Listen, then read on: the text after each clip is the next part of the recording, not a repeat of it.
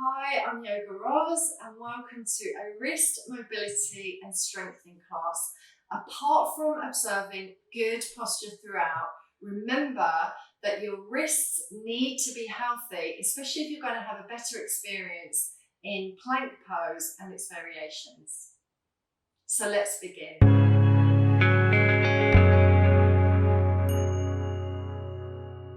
So come to a comfortable seat. Make sure that your shoulders are well stacked above a level pelvis and arrange your legs in the way that feels most comfortable for you today. So just beginning with rolling out the shoulders and of course observe your breath and relax the face and roll in both directions.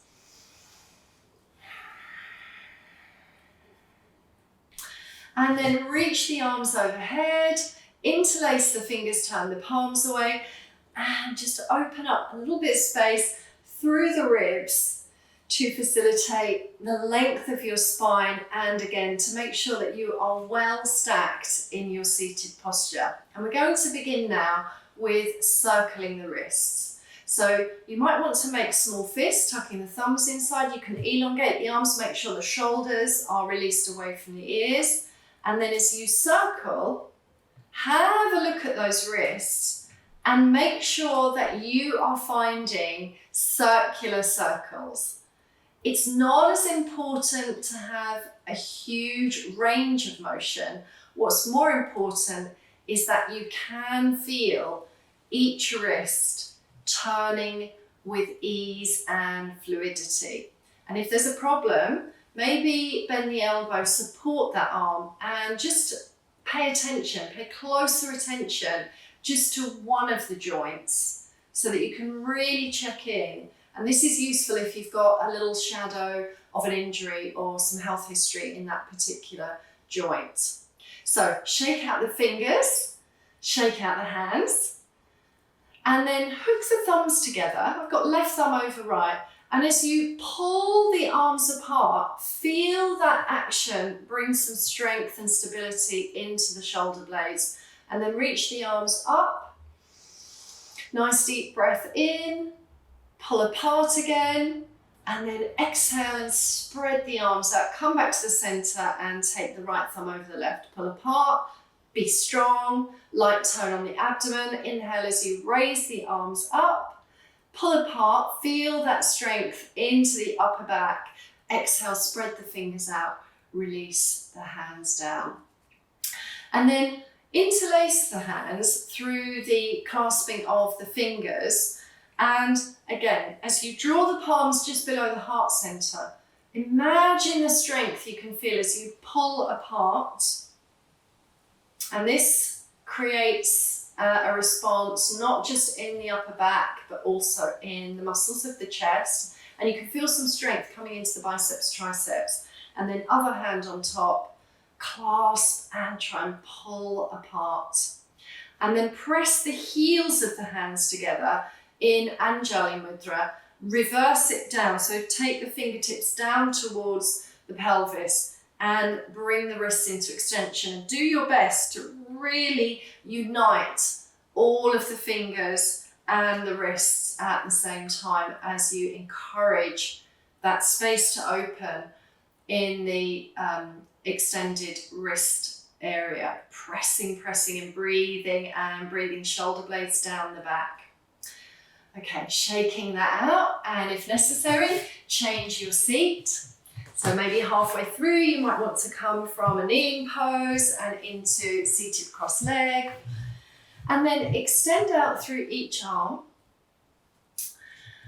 And again, into extension. So press away from you as if you have a wall either side of the body. Nice deep breath in and out. And then curl the fingers into flexion.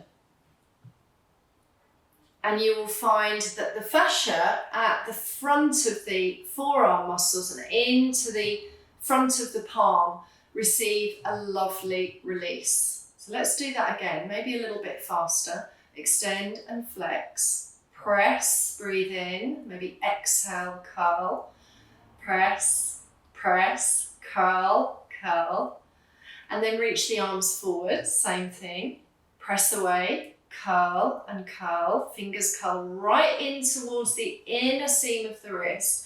And then finally, can you reach the arms up, so shoulder flexion, press up. This is the kind of position, obviously, that you would find if you were using a handstand pose. So take the palms up towards the sky as if the earth is above you. Draw the shoulder blades away from the ears, just enough so that you can soften the neck and throat, and make sure that you just draw the ribs in. So try not to let those ribs flare.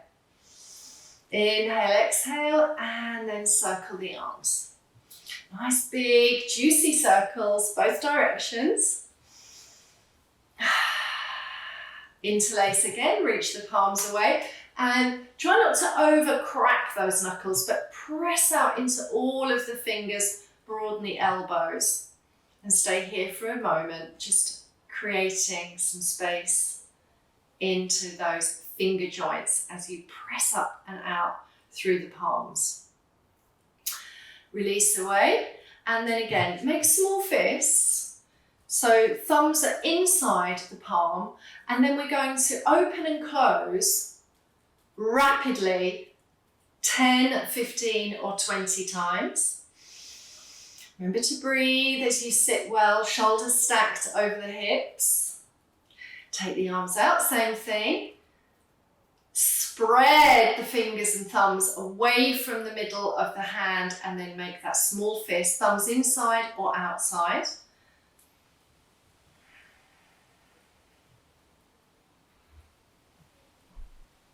And then release those arms and come out into all fours. And as you press the palms underneath the shoulders and spread the thumbs away from the fingers, roll the shoulders back, come into your first tabletop back, and then when you're ready, gently sway forward. So it's important here that you keep the muscles of the core engaged. You only sway forward to the level that you can manage. And as you root through the heels of the hands, roll the shoulders back, so broad shoulders on the back, neck is long, and you're containing your strength and awareness into that tabletop back. So make sure you remain aligned. Heavy tail, lengthen from crown to tailbone. Of course, you can sway all the way back into child's pose if you wish. And then shake out the palms again. And now bring the front palm down onto the earth. So press the palm spreading out into the mat as best you can. And you can probably lengthen your arms. I have a hand and wrist injury, which is preventing me from getting the full range of motion here, but I'm still going to do my best, as I know you are. And you can weight bear through the flexion into the front of the wrist, and you can even lean back a little bit if that helps you to create that space. And I'll show you a little bit more in this side. As I try to draw back into sitting, but encourage the space to come over the flexion of the wrist and palm. And then surrender into child's pose, turn the palms up, draw the elbows into the earth. And as you rotate your palms up to the sky, see if you can press out through the root of the thumb. So spread the thumb base away from your fingers, hug the elbows into the midline, and draw the shoulders back. And sometimes I call this pose kitten pose. Inhale, exhale. And then reach the fingers forward. Imagine you've got a whole orange underneath your palm. And press each of the finger pads into the mat, clawing the mat. And walk the strong fingers forward as you surrender the hips back. And if it's comfortable to do so, align the arms with your ears. Maybe the forehead rests on the earth, or you hover the face above the earth. as you create this beautiful length from the wrist to the armpit. So let's return to all fours now. Spread out again through the palms as you roll the shoulders away from the ears and lengthen the back neck. Gaze to the fingernails or to the top of the mat. Curl the toes, tucking the toes, pressing the toes into the earth. And as you hug the inner thighs together and engage and activate the gluteals, press the earth away, shoulders stacked above the wrists, and just lift the knees about 2 centimetres and hover the body above the earth in a short plank. So we're weight bearing, bone building, and just assessing how does it feel to bring that strength now into the hands and wrists. But remember, this is a whole body pose. So let's try that again. Spread the hands shoulder or mat wide. Bring the knees to stack directly below your hips. Broaden your back. And remember what you're doing. You're not tucking the tail. You are creating support for the low back by activating the mid to lowest abdominal corsetry of the muscles there. So let those muscles hug around. Imagine you've got some fruit under your armpits and you're just hugging and holding the fruit in your armpits. Maybe you've got some grapefruit there, yeah? And then press the earth away, lift the knees, squeeze the inner thighs. Remember, your breath is a barometer for how this is feeling for you right now. So be able to breathe comfortably. Variation, can you take a leg away and curl and balance? And release, breathe, and maybe try that on the other leg. So keep your stability, curl the leg away, balance, release, ease down. And again, if you at this point want to take the weight off those wrists, soften back into child's pose, let the flesh of the bones relax and maybe turn the palms up. So let's try down face dog now. Press the palms again, reach the arms away from you, curl the toes. First, as you lift the hips away and push into the balls of the feet, let the torso reach towards the thighs in a crouching dog. Slowly release the hips towards the sky. Bend the left knee, lengthen the right leg. Bending the right knee, lengthening the left leg. Keep strong, stable actions from the fingers and the palms into the arms and shoulders. And then when you bring the knees down, come up to high kneeling, roll the shoulders, shake out the hands and wrists. And now we're going to hook the thumbs behind the body, open the chest, and roll the shoulders into extension. Now it's important that you just find a level pelvis here. You can also interlace the fingers, squeeze the scapulae together, soften the face, the chin, the teeth, the tongue, the lips, the jaws, and try to remain with a steady, constant breath as you open up your chest. Again, shake out the wrists, walk the hands to the top of the mat. Try and find that you're spreading through the whole circumference of the palm, so from the root of the thumb right round to all of the knuckles. Now into the full plank. So as you find the stable upper body, reach the right and then the left leg back. Draw the heels together as you press out through the toes. Might need a little bit of adjustment. And then roll the muscles of the abdomen in and up. And as you lengthen your crown, squeeze the thighs together And staying here to breathe calmly for up to 5 rounds of breath, or whatever feels appropriate to you today.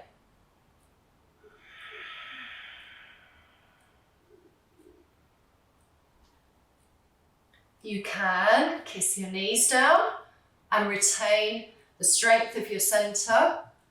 And again, you can sway back and take the weight off of the palms and the wrists. But remember, plank is a whole body pose.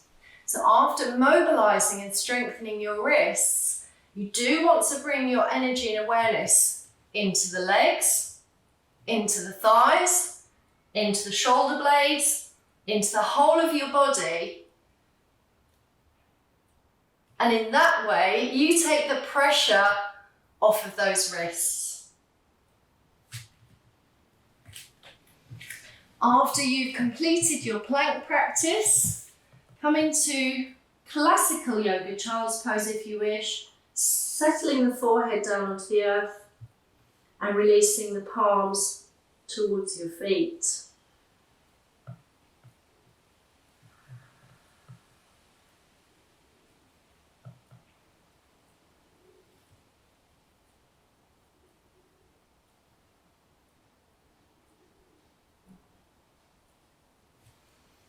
And then unravel back to kneeling.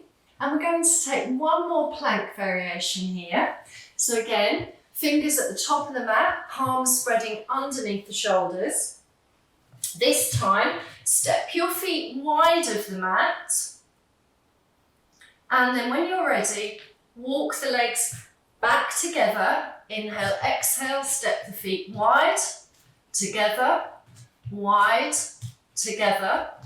Open and close. And then for added strength, can you curl your right knee and draw the right knee towards the elbow? Release. Left knee towards left elbow and release. And then if necessary, slower or faster according to how you feel. And in this way, you can start to build up your strength and your ability.